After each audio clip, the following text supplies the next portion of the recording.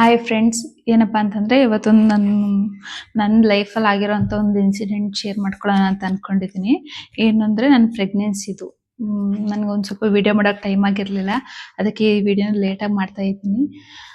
ಏನು ಅಂತಂದರೆ ನಾನು 8 ಮಂತ್ಸ್ ಪ್ರೆಗ್ನೆನ್ಸಿ ಇದ್ನಲ್ಲ, ನಾನು ಆಲ್ಮೋಸ್ಟ್ ಪ್ರೆಗ್ನೆಂಟ್. ನಾನು ಫಸ್ಟ್ನೇ ಬೇಬಿದು ಕೂಡ ನಾನು ಗೌರ್ಮೆಂಟ್ ಹಾಸ್ಪಿಟಲಲ್ಲೇ ತೋರಿಸಿದ್ರು. ಅವಾಗ ತುಂಬಾ ಚೆನ್ನಾಗಿ ನೋಡ್ತಾ ಇದ್ರು. ಹಂಗಾಗಿ ನಾನು ಸೆಕೆಂಡ್ ಬೇಬಿನೂ ಕೂಡ ಗೌರ್ಮೆಂಟ್ ಹಾಸ್ಪಿಟಲಲ್ಲೇ ತೋರ್ಸೋಣ ಅಂತ ಅಂದ್ಕೊಂಡಿದ್ದೆ. ಬಟ್ ಫಸ್ಟ್ನೇವ್ರು ನೋಡಿದ್ರಲ್ಲ, ಆ ಡಾಕ್ಟ್ರು ಇವಾಗ ಇರಲಿಲ್ಲ. ಸೆಕೆಂಡ್ ಬೇಬಿ ಆಗೋ ಟೈಮಲ್ಲಿ ನಾನು ಬೇರೆಯವ್ರಿಗೆ ತೋರಿಸ್ತಿದ್ದೆ. ನಾನು ರೆಗ್ಯುಲರ್ ಮಾಮೂಲಿ ಅಷ್ಟೊಂದೇನು ಕೇರಾಗಿ ಏನು ನೋಡ್ತಾ ಇರಲಿಲ್ಲ. ಈ ಸರಿ ಸೆಕೆಂಡ್ ಬೇಬಿಲಿ ಸುಮ್ಮನೆ ಇದು ಮಾಡಿಸಿ, ಬ್ಲಡ್ ಟೆಸ್ಟ್ ಮಾಡಿಸಿ, ಸುಮ್ಮನೆ ಸ್ಕ್ಯಾನ್ ಮಾಡಿಸ್ಕೊಬರೋಕೆ ಹೇಳೋರು ಅಷ್ಟೇ. ಸ್ಕ್ಯಾನ್ ರಿಪೋರ್ಟ್ ಕೂಡ ನೋಡ್ತಾ ಇರಲಿಲ್ಲ ಅವರೇನು. ಸುಮ್ಮನೆ ಮಾಡಿಸ್ಕೊಬನ್ನಿ ಅಂತ ಹೇಳೋರು. ಸುಮ್ಮನೆ ಹಿಂಗೆ ಪೇಜ್ಗಳು ಹಿಂಗೆ ತಿರ್ಗಿಸೋದು ಅಷ್ಟೇ. ಆಯ್ತು, ನಾರ್ಮಲ್ ಐತೆ ಕಣಮ್ಮ ಅಂತ ಹೇಳ್ಬಿಟ್ಟು ಕಳಿಸೋರು ಅಷ್ಟೇ.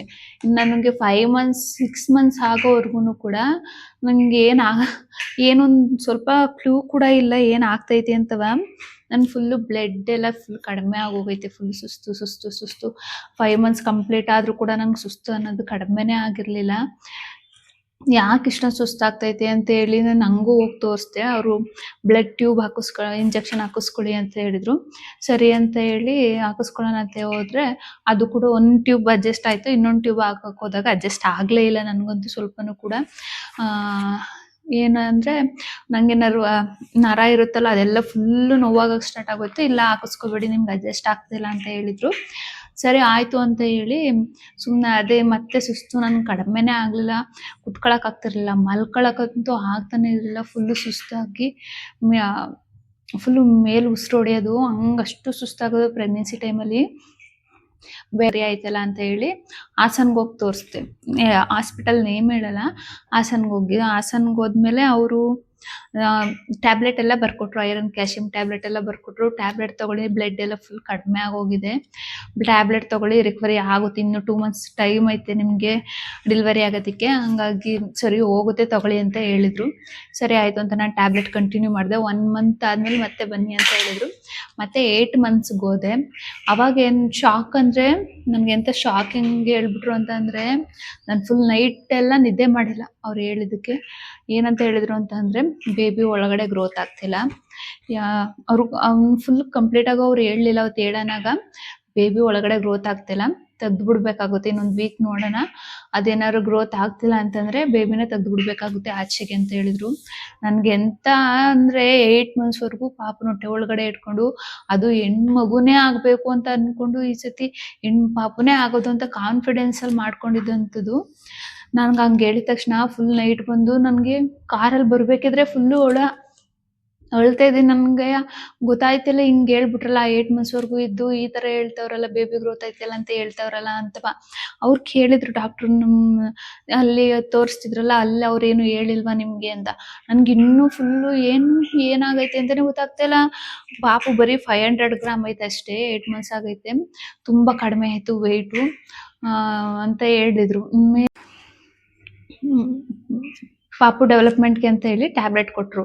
ಆ ಟ್ಯಾಬ್ಲೆಟ್ ತಗೊಂಡ್ರೆ ಫುಲ್ಲು ಹಿಂಗೆ ಅಂದರೆ ಅದು ನಂಗೆ ಅಡ್ಜಸ್ಟ್ ಆಗ್ತಿರ್ಲಿಲ್ಲ ಅನಿಸುತ್ತೆ. ಫುಲ್ ಸುಸ್ತಾಗೋದು, ತಲೆ ಸುತ್ತು ಬರೋದು, ವಾಮಿಟ್ ಆಗೋ ಥರ ಅನಿಸೋದು.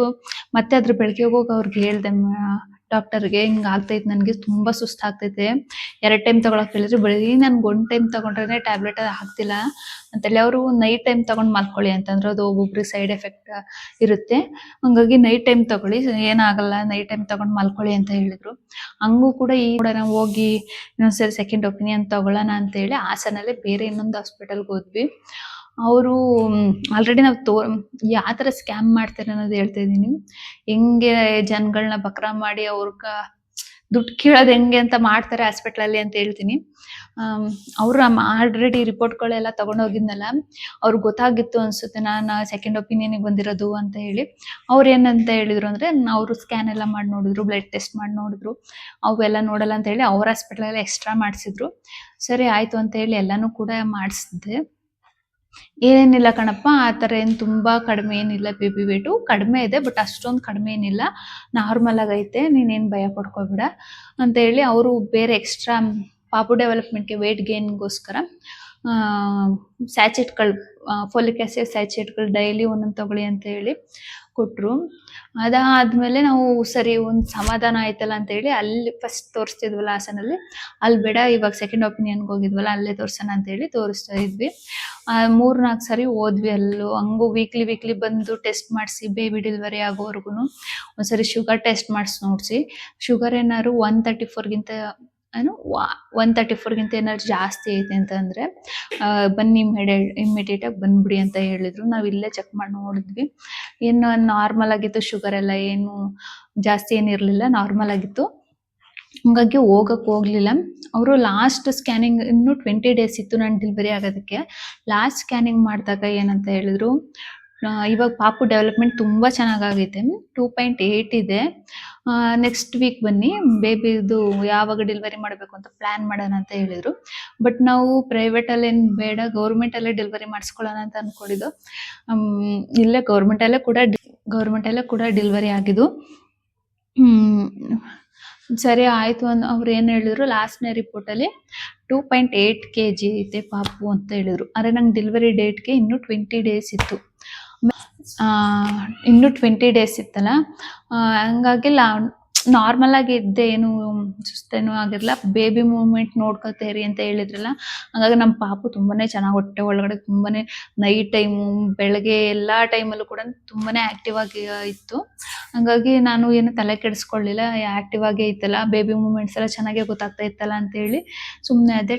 ದಿನಾನು ತುಂಬ್ತಾ ಬಂತಲ್ಲ, ಇನ್ನೊಂದು ವೀಕ್ ಏನೋ ಇತ್ತು ಅಷ್ಟೇ. ನಾನು ಈ ಸರಿ ನಾರ್ಮಲ್ ಡೆಲಿವರಿ ಬೇಡ, ಸಿ ಸೆಕ್ಷನ್ ಮಾಡಿಸ್ಕೊಳ್ಳೋಣ ಅಂತ ಅನ್ಕೊಂಡು 2 ಆಪರೇಷನ್ ಕೂಡ ಒಟ್ಟಿಗೆ ಆಗುತ್ತಲ್ಲ ಅಂತ ಹೇಳಿ, ಮತ್ತೆ ನಂಗೆ ನಾರ್ಮಲ್ ಡೆಲಿವರಿಲಿ ಫಸ್ಟ್ನೇ ಬೇಬಿಯಲ್ಲಿ ತುಂಬಾನೇ ಕಷ್ಟ ಆಗಿತ್ತು. ಅವ್ನು ವೇಟ್ ತುಂಬಾನೇ 3.75 ಇದ್ದ ಅಂತ ಹೇಳಿ ತುಂಬಾ ಕಷ್ಟ ಆಗಿತ್ತು ಅಂತ ಹೇಳಿ ಇದು ಸಿ ಸೆಕ್ಷನ್ ಮಾಡಿಸ್ಕೊಳ್ಳೋಣ, 2 ಒಟ್ಟಿಗೆ ಆಗೋಗುತ್ತೆ. ಗೌರ್ಮೆಂಟ್ ಹಾಸ್ಪಿಟಲ್ ಅಲ್ಲಿ ನಾರ್ಮಲ್ ಡೆಲಿವರಿ ಅಲ್ವೇ ಇಲ್ಲ, ನಾನು ಹೇಳ್ತಿದ್ದೀನಿ ಅಲ್ವೇ ಇಲ್ಲ. ಯಾಕೆಂದ್ರೆ ಅವ್ರು ಅಂದಂಗೆ ಅನ್ಸ್ಕೋಬೇಕಾದ್ರೆ ಬೈದಂಗೆ ಬೈಸ್ಕೋಬೇಕಾಗುತ್ತೆ. ನಮ್ಮ ನೋವು ನಮಗೆ ಗೊತ್ತಿರುತ್ತೆ, ಬಟ್ ಅವ್ರಿಗೆ ನಮ್ಮಂಥವ್ರು ಎಷ್ಟು ಜನ ನೋಡಿರ್ತಾರಲ್ವಾ, ಅವ್ರೇನು ಬೈತಾ ಇರ್ತಾರ, ಆ ಬೈಗಳೆಲ್ಲ ಕೇಳಿಸ್ಕೊಂಡು ನಾನು ಮಾಡಿಸ್ಕೊಳ್ಳೋದು ನಾರ್ಮಲ್ ಡೆಲಿವರಿನ.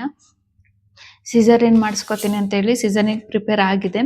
ಲಾಸ್ಟಿಗೆ ಏನಂತ ಹೇಳಿ ಹೋದ್ವಿ, ಹಾಸ್ಪಿಟಲ್ಗೆ ಹೋದ್ವಿ. ಆಮೇಲೆ ಅವರು ಬೇಬಿ ವೇಟ್ ಮತ್ತೆ ಅವ್ರೇನು ಸ್ಕ್ಯಾನ್ ಮಾಡಿಸಿಲ್ಲ ಗೌರ್ಮೆಂಟ್ ಹಾಸ್ಪಿಟ್ಲಲ್ಲಿ. ಎಷ್ಟೈತೆ ಅಂತೆಲ್ಲ ಹೋಗಿದ್ವಲ್ಲ, ಅಲ್ಲಿ ಚೆಕ್ ಮಾಡಿದ್ರೆ 2.8 ಐತೆ ಅಂದಾಗ ಅವ್ರು ಫಸ್ಟ್ ನಾರ್ಮಲ್ಗೆ ಟ್ರೈ ಮಾಡಿ, ಏನಬ್ಬ ಅಂದರೆ 3.6 ಆಗಿರುತ್ತೆ ಇವಾಗ ಬೇಬಿ ವೇಟು ಅಂತ ಹೇಳಿದ್ರು.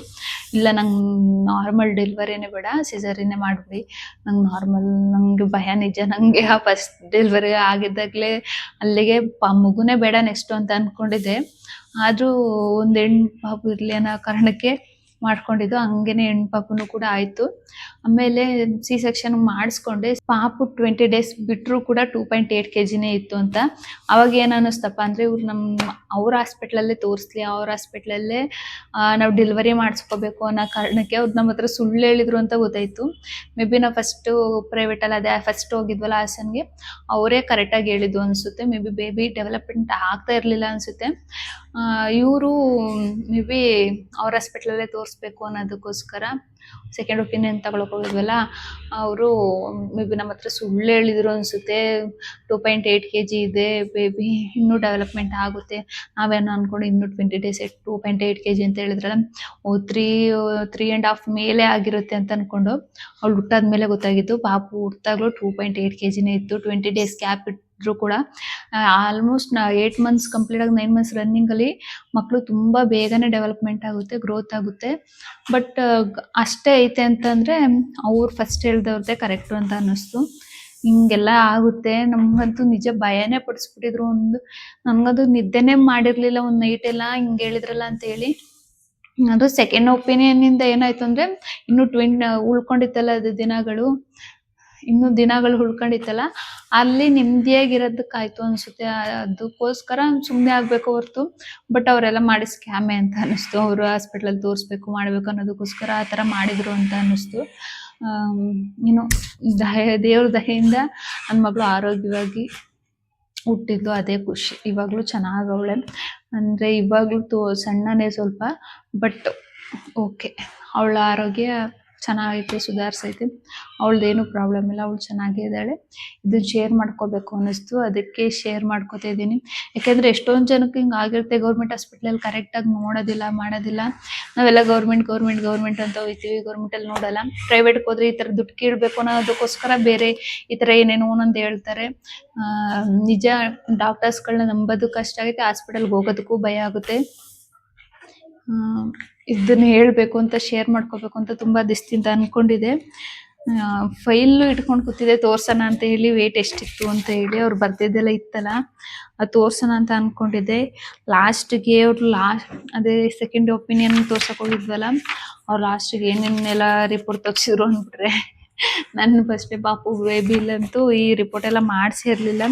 ಇವರಂತೂ ಎಕೋ ಎಕೋ ಎಕೋ ಮಾಡಿಸಿದ್ರು, ಮತ್ತು ಹೆಮಟಾಲಜಿ ರಿಪೋರ್ಟ್, ಎಷ್ಟೊಂದು ರಿಪೋರ್ಟ್ ಮಾಡಿಸಿದಾರೆ ಗೊತ್ತಾ. ನಂಗಂತೂ ಇವೆಲ್ಲ ರಿಪೋರ್ಟ್ ನೋಡಿ ಅನ್ನೋದು ತಲೆನೇ ಕೆಟ್ಟೋಗ್ಬಿಟ್ಟೆ. ಇಷ್ಟೊಂದೆಲ್ಲ ಮಾಡಿಸೋ ಅವಶ್ಯಕತೆ ಇತ್ತ ಅನ್ನಿಸ್ತು ಆಮೇಲೆ ನನಗಂತೂ. ಏನೋ ದೇವ್ರದಿಂದ ಏನೂ ಆಗಲಿಲ್ಲ, ಪಾಪಗಳು ನಾರ್ಮಲಾಗಿ ಡೆಲಿವರಿ ಆಯಿತು, ಖುಷಿ ಆಯಿತು. Thank you. ಈ ವಿಡಿಯೋಲಿ ನಿಮ್ಗೆ ಇಷ್ಟ ಆಗಿದ್ರೆ ಲೈಕ್ ಮಾಡಿ, ಶೇರ್ ಮಾಡಿ, ಸಬ್ಸ್ಕ್ರೈಬ್ ಆಗಿ, ಹೀಗೆ ಸಪೋರ್ಟ್ ಮಾಡ್ತಾಯಿರಿ. Thank you.